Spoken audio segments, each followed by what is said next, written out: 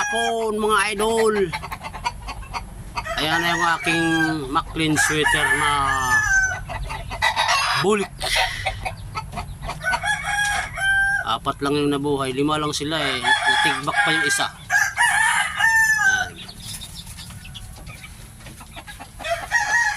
Ayan na yung mga idol, magto 2 months na yan.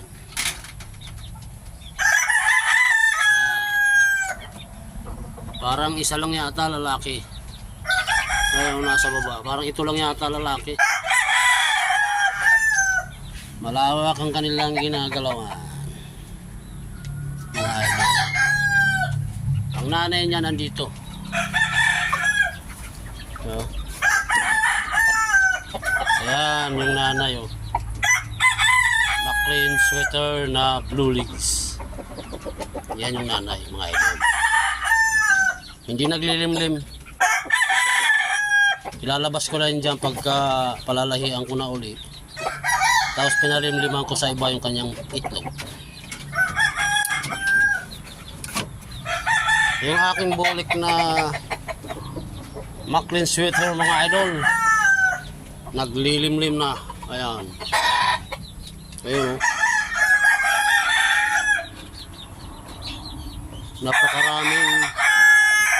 Napakaraming itlog na nilimliman mga idol. 20 piraso. Ito yung bulik ko na McLean sweater na may tahid. Nabuhaghag ang buntot, bukangkang ang buntot. Haba ng tahid. Ayan. Ayan. Manang-mana sa nanay yung forma mga idol. Pero white legs. Nag-iisa lang yata ang lalaki ito. Parang babae yung tatlo. Maliliit yung mga babae.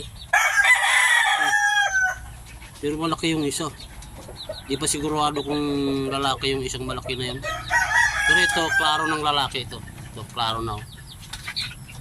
Ito yung tatay na napakasalbahe. Grabe. Lumalaban sa tao talaga. Nilipat ko na yung talian eh, ganun pa rin. Kung saan ko na tinatali ito eh. Baka kasi siyapulan si misis nito eh. Isa lang pupuntahan niya, kawali ang pupuntahan nito pag inaapol si misis nito. Yung tatay nito, nakadalawang panalo.